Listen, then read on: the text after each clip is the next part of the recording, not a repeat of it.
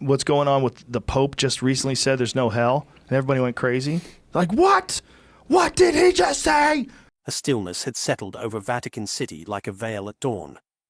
The usual rhythm of pilgrims, footsteps over cobblestone, and distant choir rehearsals faded beneath the weight of unspoken sorrow. The flags above the apostolic palace hung low against the morning sky, unmoved by even the softest breeze. Bells began to toll not in routine, but in reverence. Each chime rang heavy, echoing across the Tiber, across Rome, and across the world. The voice of the Church, its shepherd, had fallen silent. Pope Francis, the spiritual father to more than 1.3 billion Catholics, passed away peacefully at the age of 88. His departure was not marked by spectacle or fanfare, but by a hush that swept across nations like a whisper from heaven. And in that silence, there was a realization an era had come to an end. An era defined by mercy, by bravery, and by the bold pursuit of justice in a world often too afraid to speak. Though his health had declined in recent weeks due to long-standing respiratory complications that returned with stubborn intensity, he had remained active almost to the very end. Those closest to him knew of his struggles. Yet, the world had not anticipated this day would come so soon. For decades, he had been a symbol of resilience, often pushing through pain, fatigue, and adversity to continue his mission. But in these final days, it became clear that even the strongest voices eventually fall silent. Behind closed doors, he continued to meet with visitors, to bless those who came to see him, and to write. Just days before his passing, he released a final message, a reflection that now feels like a farewell wrapped in wisdom. It spoke not of fear or regret, but of hope, reconciliation, and the enduring presence of God's grace. And perhaps it was this message, so gently delivered, that left the deepest mark. He did not go with thunder, but with clarity. His final gift to the world was not just his legacy, but his peace. As the news spread, time itself seemed to slow. In Rome, a crowd began to form before the gates of the Vatican. No one asked them to come. They simply did. Some held candles. Others clutched rosaries. A few knelt on the cold stone in silent prayer. Among them were the elderly who remembered his first blessing from the balcony, children born during his papacy, and travelers who had once crossed oceans just to glimpse him in person. Each had come to say goodbye not only to a pope, but to a man who had become part of their lives. The mourning was not limited to the Eternal City.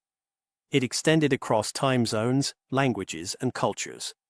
From small chapels in the Andes to cathedrals in France, from quiet homes in Nigeria to bustling streets in the Philippines, people paused to honor him. Heads of state offered condolences. Religious leaders across denominations sent prayers. And in every corner of the globe, there were tears not of panic, but of love. He was never a distant figure, cloistered in marble halls. Francis was the Pope who embraced lepers, who washed the feet of prisoners, who walked through war zones and refugee camps without fear. He was the Pope who didn't just speak from balconies, he descended into the streets. He carried his message not only in words, but in his walk. He called for peace when war was easier. He defended the voiceless when silence was more comfortable. And in a time when polarization threatened the very core of society, he chose unity over division, bridges over walls, truth over applause. He stood with the poor, the forgotten, and the displaced not as a symbol, but as a brother. And because of that, millions loved him not only as a pope, but as a witness to what goodness can look like in action. His final days were quiet, but his impact remains thunderous. There will be many tributes in the coming days. There will be vigils, services, moments of reflection, and stories shared around tables. People will speak of his first appearance in white, his unexpected humility, his choice to live in the modest quarters of the Casa Santa Marta instead of the Apostolic Palace. They will remember the sound of his voice, the way he called people brothers and sisters, and the light in his eyes when he spoke about Christ. But more than all of this, people will remember how he made them feel seen. This morning, the bells tolled for Francis. But they also rang for us, for a church now in mourning, for a world searching again for a shepherd, and for a man whose life became a beacon not of perfection, but of grace. His seat is now empty, but his example remains full. And though his voice may no longer echo from the windows of St. Peter's, it continues to resonate in the hearts of those who heard him, who walked with him, who prayed because of him. This is not the end. It is the passing of a flame from one generation to the next. The silence will not last. Soon the cardinals will gather. The world will wait. And another chapter will begin. But for now, we remember. The passing of Pope Francis left behind more than sorrow. It left behind a profound silence, where a voice once roared with compassion and conviction. His death did not simply mark the end of a papal term. It closed the chapter of a man whose words had often pierced through indifference, whose presence brought light to the darkest corners of human suffering, and whose final message echoed far beyond the walls of the Vatican. In his last days, he did not only speak about faith, but about the world we are shaping together. His final message was not merely a goodbye, it was a call not just to believe, but to act, to choose mercy over apathy, to walk humbly, and to remember those who are too often forgotten. He died as he lived firm in spirit, even as the body that had carried him for nearly 9 decades began to fail. To those who knew him, it was never his physical strength that defined him, but rather the fire within a fire that refused to fade, even as illness pressed hard against him. That strength, the kind that burns in silence and stands tall in prayer, remained, even when his hands trembled and his voice softened. And perhaps, in those final weeks, it became clearer than ever that Pope Francis was not holding on for himself. He was holding on for the people, those who had looked to him not just as a religious figure, but as a shepherd who had chosen to walk beside them in their suffering. His health had been fragile for years, the result of a lung infection he had suffered in his youth. That damage, though long managed, returned with force late last year, when he was admitted to the hospital with bronchitis. The treatments worked, but only for a time. His breathing grew shallow. His energy, once reliable, began to wane. Then came pneumonia, a more stubborn foe that lingered quietly in the shadows. Public appearances became rare, and when he did appear, his movements were slower, his voice more deliberate, each word chosen with care, as if every sentence might be his last. And yet, despite his condition, he did not retreat from the world. He remained in his simple residence, surrounded not by opulence, but by his favorite books, sacred icons, and the quiet sanctuary of his private chapel. He continued to meet with visitors, to celebrate Mass in small gatherings, and to offer blessings with the strength he had left. He wrote letters, long, handwritten letters to communities in need, to families in mourning, to prisoners, to those who had written him from the edges of the world. He gave interviews, even brief ones, and when he spoke, it was with an urgency that left no doubt. He knew time was running short. Those closest to him noticed the shift. He smiled more gently, sat more still, and grew more reflective in conversations. He spoke of death not as a shadow to be feared, but as a friend drawing near. He spoke of the soul's return to God as a homecoming, not an ending. And in those quiet reflections, there was no panic, only peace. His doctors, behind closed doors, were growing increasingly concerned. His lungs, once scarred, now strained. His heart had begun to weaken. And though they urged him to submit to stricter care, to rest fully, to limit his responsibilities, he refused. Not out of pride, but out of love. He wanted to remain near the people. Near the prayers, the Eucharist, the rhythms of a church that had become his entire life. It was in this space, fragile in body, but steady in soul, that he composed what would become his final message. It was not a political statement. It was not a condemnation or endorsement of any individual or movement. It was something deeper. A soul's last offering to the world it loved. He spoke of unity, of kindness, of the need to be courageous in compassion. He called on the church to be more than a building, to be a refuge for those who have no home, a voice for those who are never heard. He pleaded for tenderness. Not weakness, but tenderness that costs something. The kind that leans into pain. The kind that steps into suffering not to fix it, but to accompany it. His message was clear. Faith must breathe through action. It must be lived in the quiet moments when no one is watching. It must show up where it is least expected, and it must never be used as a weapon. He warned against cold hearts and closed doors, reminding us that the church must never become so guarded that it forgets how to welcome the broken. The words spread slowly, at first whispers shared among bishops, clergy, and those who had seen him in his final days. Then they began to circulate more widely. Within days, they were translated into dozens of languages and read aloud in parishes, chapels, and monasteries across the world. And as they reached further, something rare happened. People listened. Not because they were told to, but because they could feel that these words had come from the edge of eternity. What struck many was not what he said, but how he said it. There was no anger, no bitterness, just honesty. Deep, soulful honesty from a man who had carried the weight of the world's wounds and still chose to believe in its healing. This was not just the passing of a pope. It was the closing of a chapter in which humility became power, where leadership meant washing feet, and where the church was reminded again and again that it must always bend down before it can lift others up. His death will be mourned across the globe.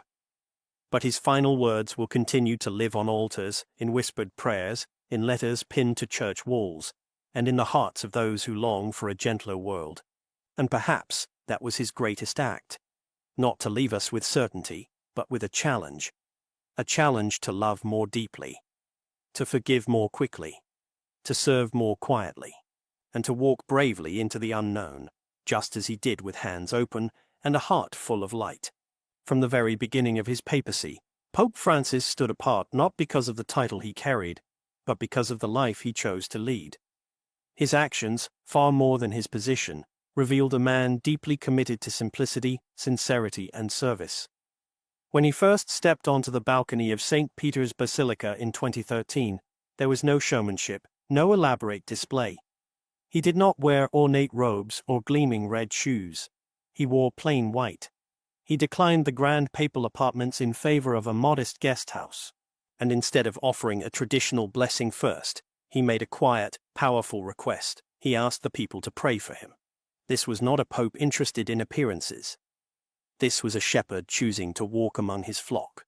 Born Jorge Mario Bergoglio in Buenos Aires, he was the son of a working-class family.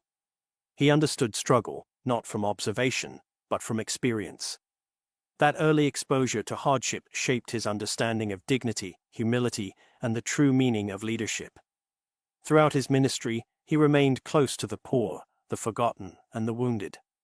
His heart was never far from those who suffered, and it was that nearness that defined his papacy more than any encyclical or public address. While some chose distance, he chose presence. He visited the sick, the imprisoned, the neglected. He walked through narrow streets in the world's most overlooked communities, hugged children in forgotten villages, and washed the feet of people who had long been told they were invisible. His gestures weren't meant to provoke, they were meant to restore.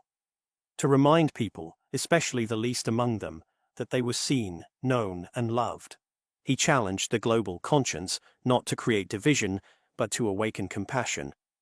He spoke of the dangers of consumerism, warned against the temptation of wealth without purpose, and encouraged people to live with less so that others might have more. He reminded the world that comfort should never come at the cost of another's suffering.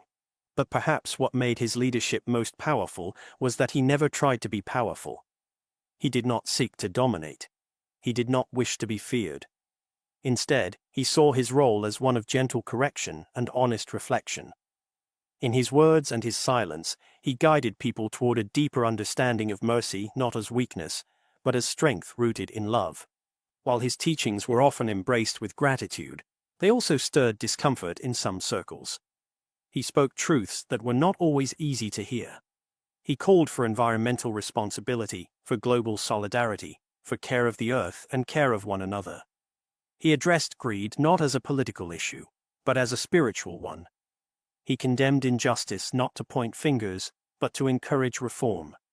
His messages challenged habits, systems, and assumptions not to divide, but to invite transformation. Francis understood that leadership, particularly spiritual leadership, comes with a price. Speaking up for the voiceless, defending the dignity of the poor, and calling on the comfortable to examine their lives is never met with universal applause. Yet he did not waver. He spoke not to be praised, but to be faithful to the gospel he had promised to serve.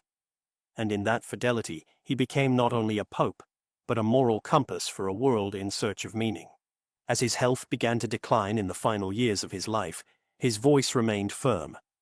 Though visibly more fragile, he never withdrew. His movements may have slowed, but his spirit burned brighter than ever. His messages became more urgent, his reflections more personal, and his reminders more pressing.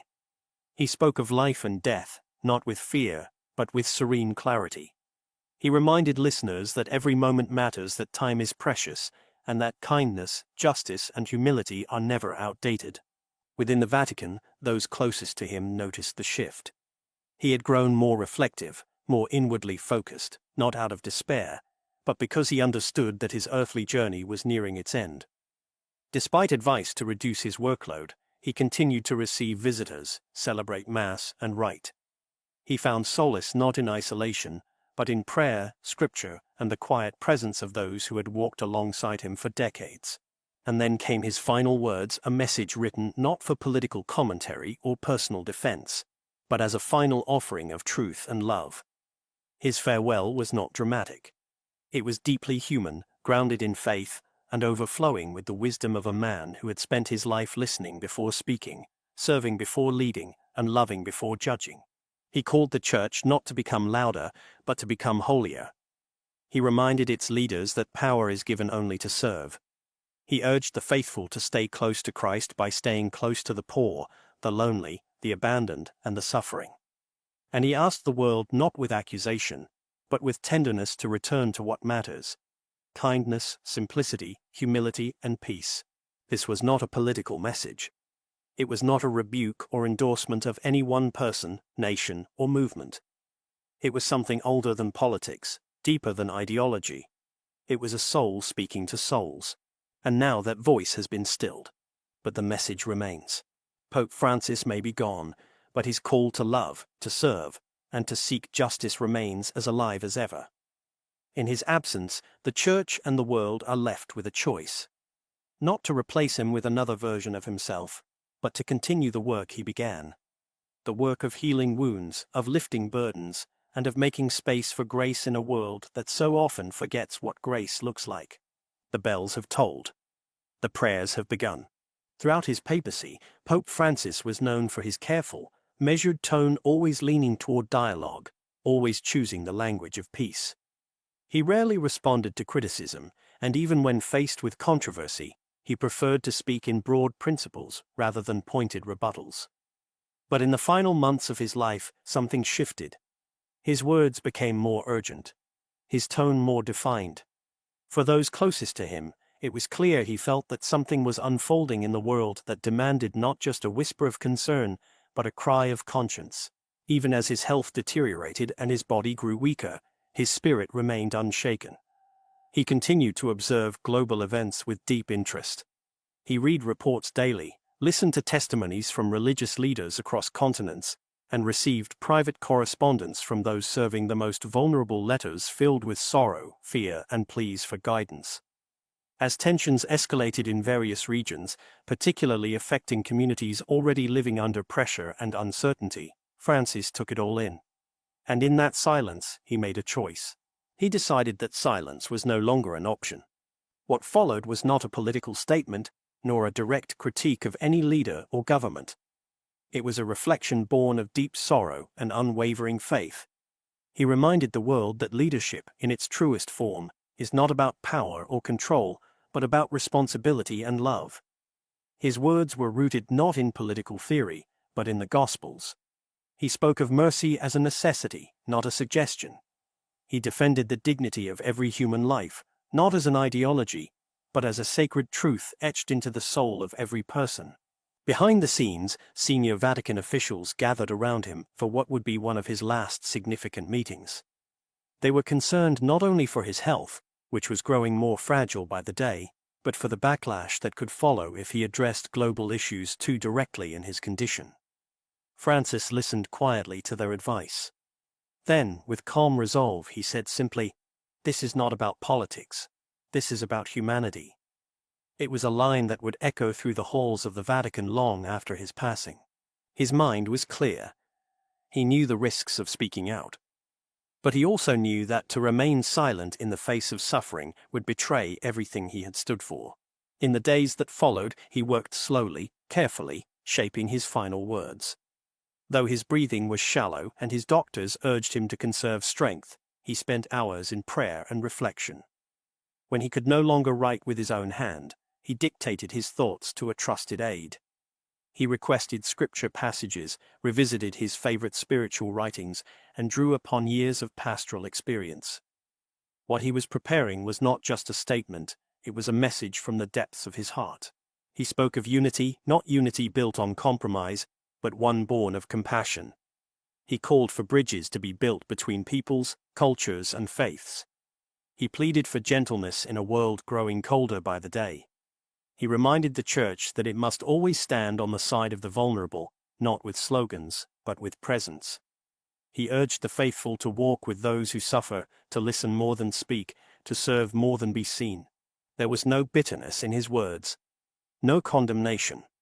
Only a quiet sorrow that the world had become so comfortable with distance between nations, between neighbors, between hearts.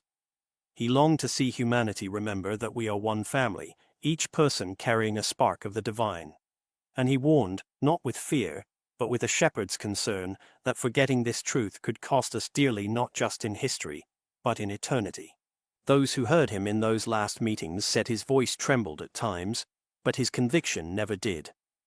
There was a clarity to his speech that felt as though it had come from beyond his own strength, as if it were not just Pope Francis speaking, but something greater moving through him.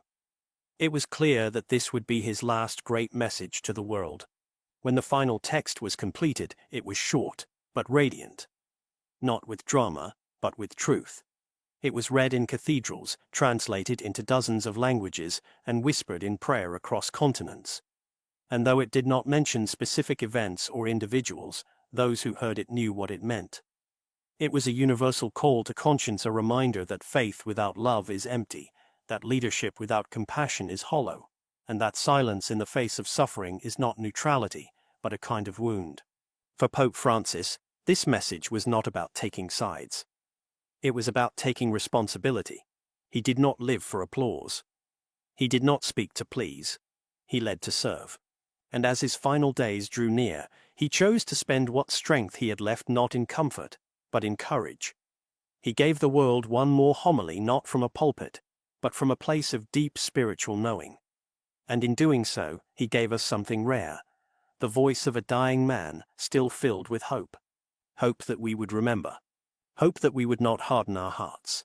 Hope that even in a fractured world, goodness still has the final word.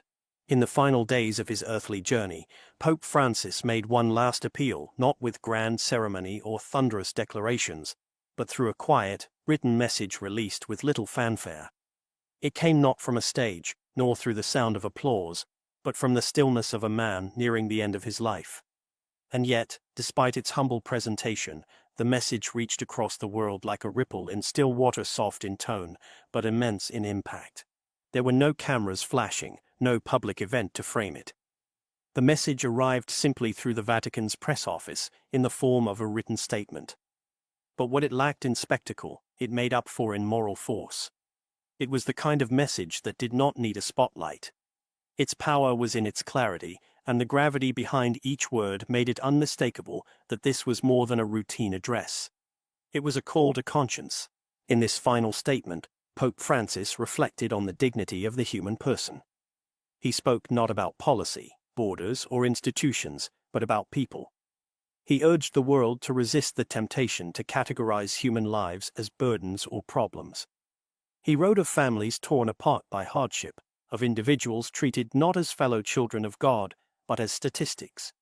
He reminded us all that those who live on the margins, often forgotten, often voiceless, are not strangers, but our brothers and sisters. To reject them, he said, was not only a failure of charity, but a failure of faith.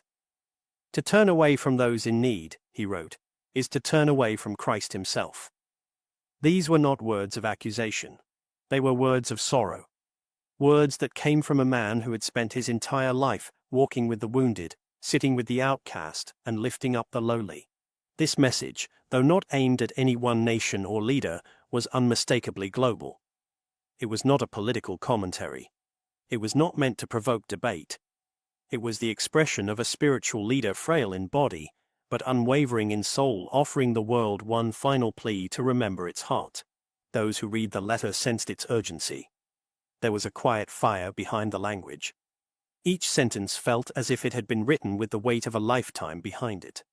He did not speak in abstractions. He spoke of fathers, mothers, daughters, and sons.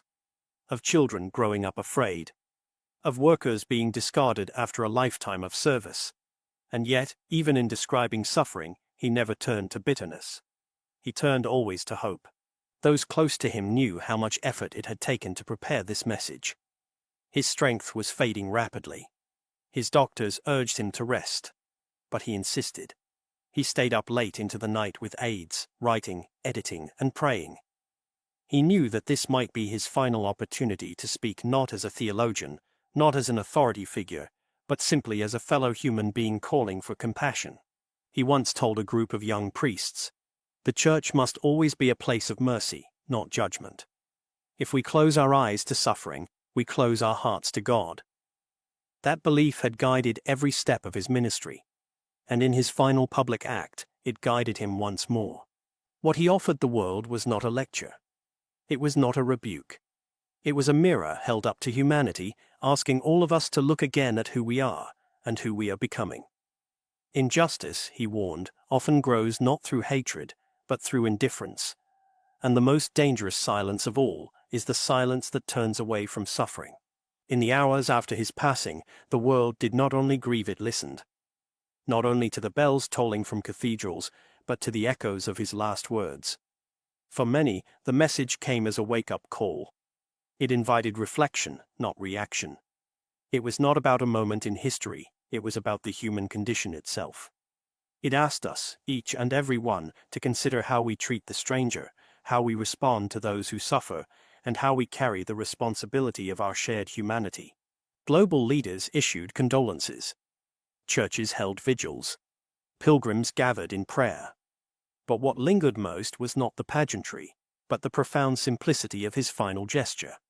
Speaking when silence would have been easier, offering light when the world was dim, and giving voice to the voiceless in his final breath. Pope Francis did not die with a crown on his head, or in the embrace of power. He passed quietly in a room of prayer, surrounded by the faithful, with a message still unfolding across the world. His legacy would not be defined by headlines, but by hearts that had been stirred by his words, changed by his actions, and awakened by his love. His final message was not one of anger. It was not one of blame. It was a message of mercy. A reminder that no matter how great the darkness, the light of compassion is never out of reach. And now, with his earthly voice stilled, it is up to us to echo what he left behind. Not just in memory, but in action. The world was still absorbing the weight of Pope Francis's final message when the first responses began to surface. Some praised the simplicity and tone of condolences that followed his passing, calling them respectful and timely. Others, however, couldn't help but feel the absence of something deeper, an acknowledgement of the profound moral call the Pope had issued in his final days. The issue wasn't what was said, but what was left unsaid.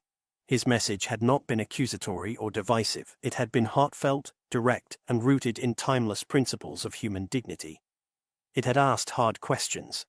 It had called the world, especially those in positions of influence, to reflect on the choices they make not just for themselves, but for the most vulnerable among us.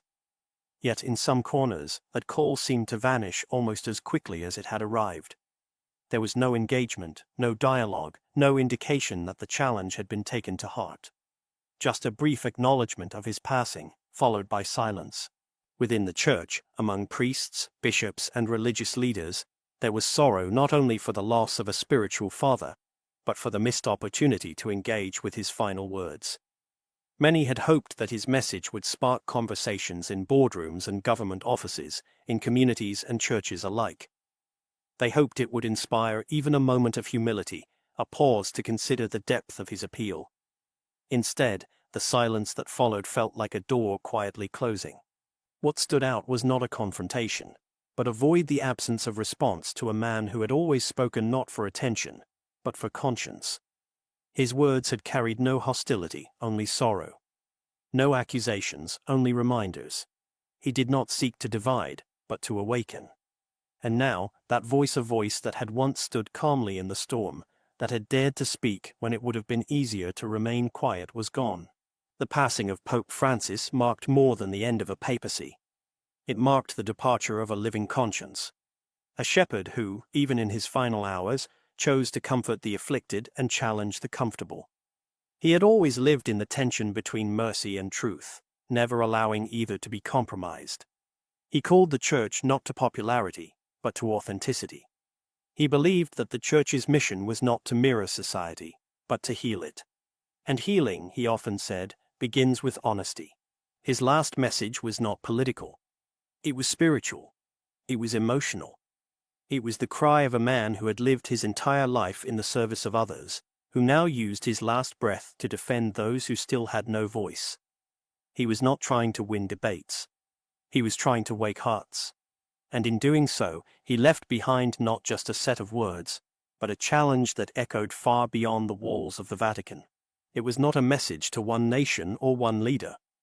It was a message to humanity, to every person faced with the daily choice between indifference and compassion, between building walls and building bridges, between turning away from suffering or walking into it, arms open.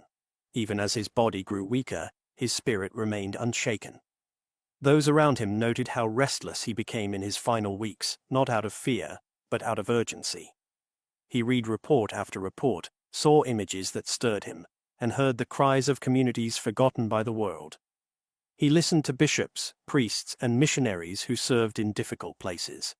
And he knew he could no longer afford to wait for the right moment. That moment had arrived. It was now or never. He feared that his silence might be misunderstood not as patience, but as apathy. And so he broke that silence. Gently, but unmistakably. The cost didn't matter. The backlash didn't matter. What mattered was the truth. The church must be a place of mercy, he once said. If we close our eyes to suffering, we close our hearts to God. That belief lit the path of his entire ministry, and it burned even brighter as he approached the end. In his final act of leadership, he did not retreat. He stepped forward one last time to stand alongside the suffering. His health may have faded, but his voice only grew stronger. And now that voice has joined the silence of memory. But the message remains. The world is watching. Not just in mourning, but in reflection. What will we do with what he left behind? The legacy of Pope Francis is not written in monuments or institutions. It is written in hearts. It is carried in the choices we make each day to welcome or to reject, to forgive or to condemn, to serve or to ignore. His final message was not meant to linger on a shelf. It was meant to stir the soul.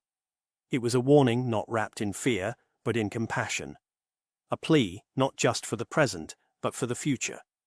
For a world where love is stronger than fear, where faith is not used as a weapon, and where human beings are never treated as disposable.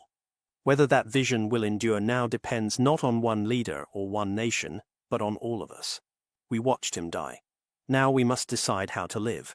In the days following his death, as the world came to terms with the loss of a spiritual father, attention began to shift toward something he had quietly left behind, something few outside the Vatican had initially noticed. Amid the tributes, prayers, and official statements, a growing number of faithful, theologians, and clergy began speaking of a final prophetic message, words Pope Francis had spoken in private and later recorded about the year 2025. It had not been issued with dramatic warning or cloaked in apocalyptic language. Francis had never been a man drawn to fear-based declarations. Instead, it was a quiet prophecy spoken with sorrow, clarity, and a deep sense of responsibility. He believed that something profound would shift in the year 2025, not a physical disaster or political revolution, but a turning point for the heart of humanity. Those closest to him say he had sensed the world becoming numb. Not just to tragedy, but to truth. He felt that compassion was being treated as weakness, and that love, the deepest kind, the kind that costs something, was slowly disappearing from public life, even from within the church.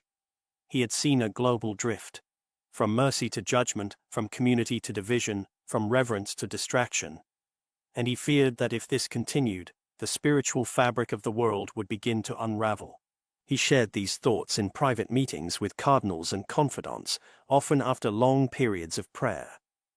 One bishop recalled the Pope's words with tears in his eyes. The world will be tested not by fire or flood, but by choice. In 2025, hearts will be asked to choose, love or fear. That choice will define everything that follows. This prophecy wasn't published in an encyclical or broadcast during an audience. It was gathered like drops of oil from a lantern carefully preserved by those who heard him speak. And after his death, it began to spread not as rumor, but as revelation. In one of his final handwritten notes, found on his desk in Casa Santa Marta just days after his passing, he had written a single sentence that echoed like a whisper across the marble floors of the Vatican. What begins in silence will echo through eternity. Beneath it were 4 words, underlined twice: watch, pray, choose, love. For those who knew him well, this was not the beginning of something strange, it was the continuation of his deepest message. Francis had always pointed to the cross, not as a symbol of suffering alone, but of decision. A place where love triumphed, where violence was met with forgiveness, and where the world was shown the way home. And now, in his final days, he was reminding the Church and all of humanity that we are once again standing at a crossroads. In his reflections on 2025, he spoke not of punishments, but of invitations. A moment when every institution, every leader, and every person would be asked to reflect on their choices. Would they lead with mercy or with force? Would they open their doors or fortify their walls? Would they choose the temporary security of control or the eternal strength of compassion? He believed the year would be a mirror, not of what the world had become, but of what it truly believed. Already, in early 2025, he had begun to see signs. He observed how even sacred spaces were becoming battlegrounds of opinion. He saw the weariness in priests, the discouragement among young people, the spiritual confusion of a world that had begun to replace worship with noise and contemplation with distraction. He feared not a cataclysm, but a spiritual famine. Not thunder and lightning, but the quiet loss of meaning. One cardinal recounted how Francis had spoken during a Lenten retreat that year, his voice soft, but full of urgency. "This is the season when the soul will thirst," he said, "and only the water of truth will quench it." He urged his fellow shepherds to return to the essentials: the gospel, prayer, humility, and presence among the people. He warned that if the Church became too focused on reputation, too careful with the world's approval, it would lose its light. As the months passed, it became clear to many that his prophecy was not about a single moment in time, but a season, a spiritual season. A year that would test the foundations of institutions, friendships, marriages, and hearts. A time when each soul would be called to examine not what it says it believes, but what it actually lives. And now, that year had arrived. Pope Francis was no longer physically present to guide the Church through it, but his words lingered like the scent of incense after Mass. Those who read his final reflections began sharing them quietly, priests reading passages during homilies, retreat centers placing them in small booklets, families printing them and placing them near their altars. The prophecy, though never formally declared, became known simply as the choice. And everywhere, in homes and parishes and communities around the world, people began to ask themselves, what choice will I make this year? What will I choose in the face of hatred, disappointment, anxiety, or conflict? Will I choose mercy? Will I choose love? In this way, the prophecy became not a warning but a map. A compass pointing not to some far-off event, but to the interior landscape of the soul. Pope Francis had always said that the Church does not grow by force, but by witness. And now, his life was the final witness. A life that ended not with noise, but with a whisper. Not with fear, but with clarity. And the whisper now moves among us all. Choose love. Choose now. In the weeks that followed, the prophecy attributed to Pope Francis began to find a life of its own. It wasn't announced by official decree. There were no press conferences or headlines declaring it as doctrine. And yet, like so many truths in the spiritual life, it traveled quietly heart to heart, soul to soul. Some received it as a challenge, others as a comfort. But most recognized it for what it was: a final act of pastoral love from a man who had given his entire life to walking beside others, even when the road was difficult.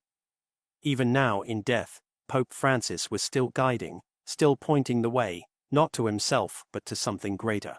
Churches around the world began holding nights of prayer, calling it the Year of the Great Choice. Not because the Pope had commanded it, but because something in his final words had touched a deep, aching place in the human spirit. People were tired of conflict, of confusion, of shouting voices and silent hearts. Francis had seen that exhaustion not as weakness, but as readiness. Readiness to return to what matters. And so, the world began to respond. In a quiet chapel in Lisbon, elderly parishioners gathered each morning to reflect on the question: where in my life have I chosen fear over love? In a village in Nigeria, schoolchildren read his final writings aloud before the start of class, tracing the words slowly with their fingers as if committing them to memory. In a cathedral in Seoul, a priest rewrote his homily completely after reading Francis's final note, saying to his congregation, "We cannot afford to forget him. Not now, not this year." His prophecy wasn't about a single global moment. It was about millions of moments. Choices made in kitchens and boardrooms, in classrooms and hospitals, in parliaments and pulpits. It was about how we speak to our neighbors, how we respond when we're wronged, how we love those who cannot love us back. These are the choices that define civilizations, not the loud proclamations of power, but the quiet persistence of mercy. And so, the prophecy began to unfold not through thunder or fire, but through transformation. A young man in Brazil reconciled with his estranged father. A woman in Italy wrote a letter of forgiveness to the sister who had hurt her years ago. A group of teenagers in the Philippines began a weekly outreach to feed the homeless in their town square, not because anyone told them to, but because they read Francis's words and said, "We want to be part of the light." It became clear, slowly and beautifully, that his final message was working not as an indictment, but as a seed. And seeds, by nature, grow in silence. The Church, too, responded. Bishops began to revisit the simplicity of Francis's example, remembering that authority without humility is not strength, but distance. Religious orders found renewed energy to serve. Young seminarians spoke of the Pope's death not with fear, but with inspiration, saying they wanted to carry his flame into the next generation. Even as the preparations for the conclave began, cardinals gathered not only to select a successor, but to contemplate the shadow cast by the man who had just left them. The choice ahead was not only about who would wear the white robes. It was about who would embody the call to love when the world grows cold. One evening, before the doors of the Sistine Chapel closed for the start of the conclave, a group of cardinals gathered in private prayer. There were no reporters, no cameras, only candles, silence, and the presence of something sacred. One elderly cardinal, with trembling hands, whispered aloud the words Francis had written. "What begins in silence will echo through eternity." And in that silence, something sacred stirred. But perhaps the greatest testament to the Pope's final prophecy came not from within Vatican walls, but from the ordinary people of the world. A teenager who had given up on faith found hope again, not through arguments or debates, but through the example of a man who lived humbly and died faithfully. A woman struggling with loneliness found comfort in knowing that someone, somewhere, had spent his final breath defending the dignity of those forgotten. A priest on the verge of resignation found new strength in the Pope's final stand, not one of defiance, but of